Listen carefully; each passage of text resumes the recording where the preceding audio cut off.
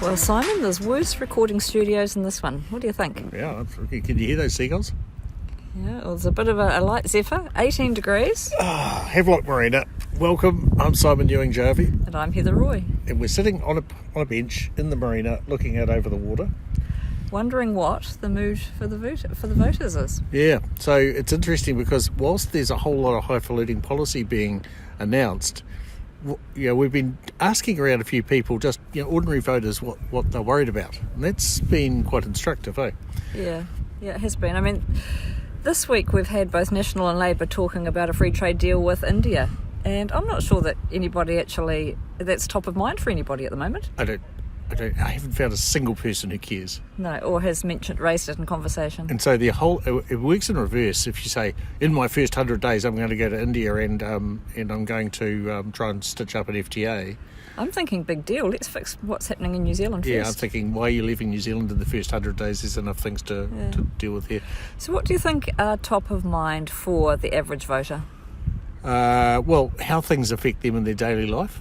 And so people will think big thoughts if their daily basics are taken care of. But at the moment, I think the average person is thinking stuff I buy regularly is costing me a lot more. Getting expensive, yep. Yeah, and so especially, if you are on a limited income and you've got people you have to buy for, whether they're your parents or your kids. Yep. So cost of living. Yeah, exactly. Yep. Yeah, and that's where everything started with this election campaign. It was going to be the cost of living election, but the parties have diverted away from that. Yeah, we've drifted off all over the place here. Yep. What else? Law and order.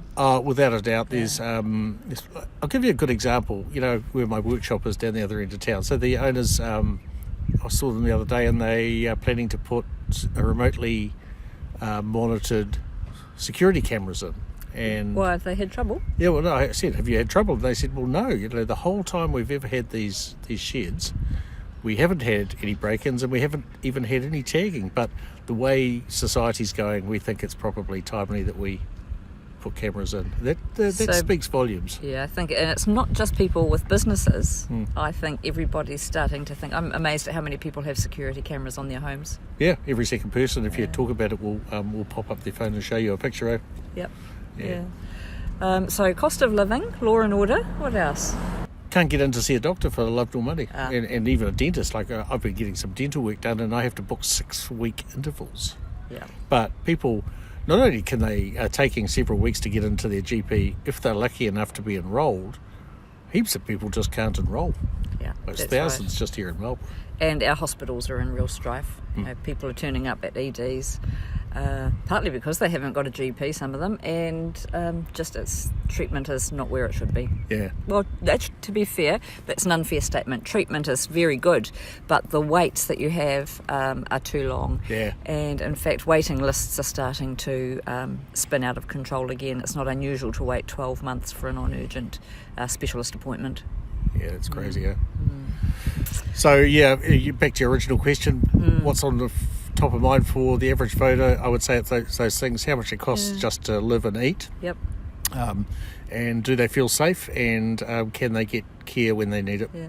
I think for parents who have school-aged children too, there's a real issue brewing there. I think that the international statistics, now we used to be world leaders in several aspects of education, maths and science particularly, and we have slipped hugely in the international league tables.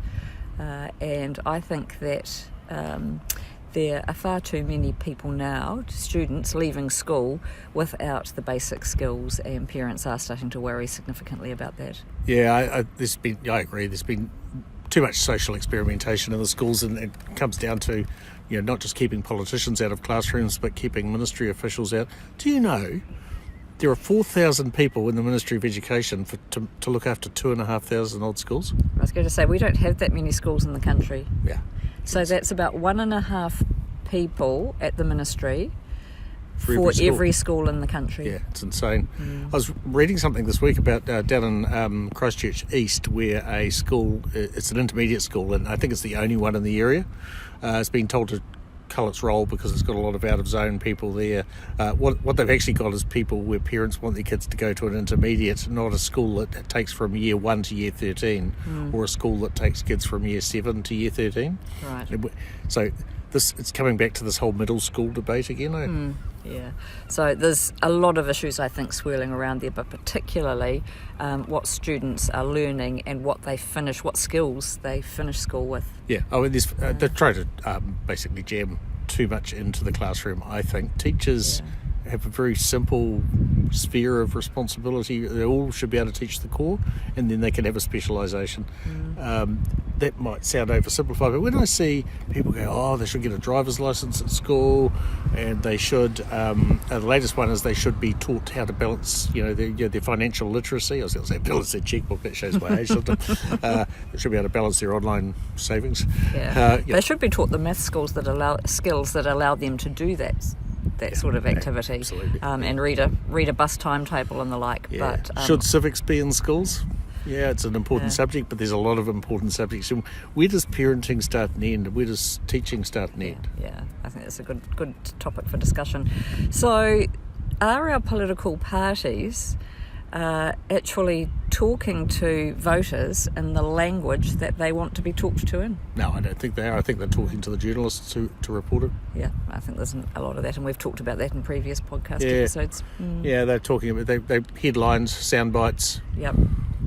Cute little things. We've got, it's like Blackadder.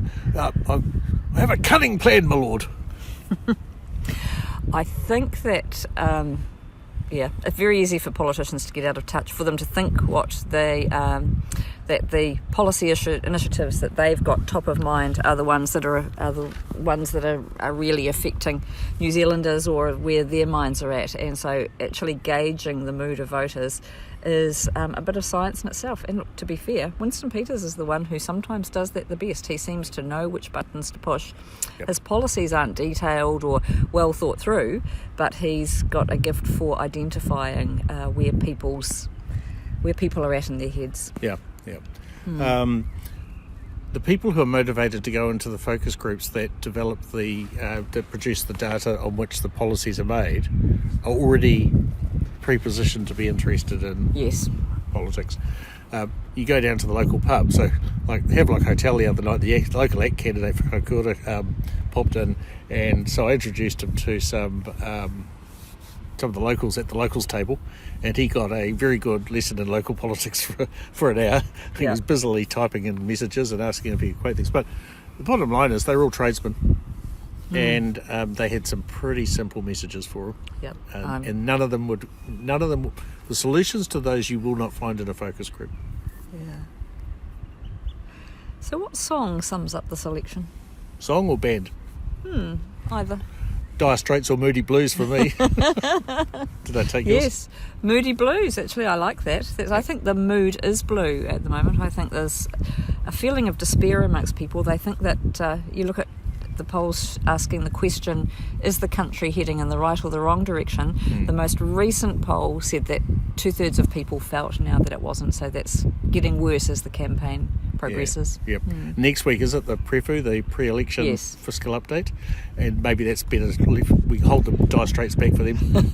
Money for nothing and the chicks for free. Well, money for nothing. Yeah. Right, well, we'll have to wait till Tuesday for that one. Yep. Okay. Right.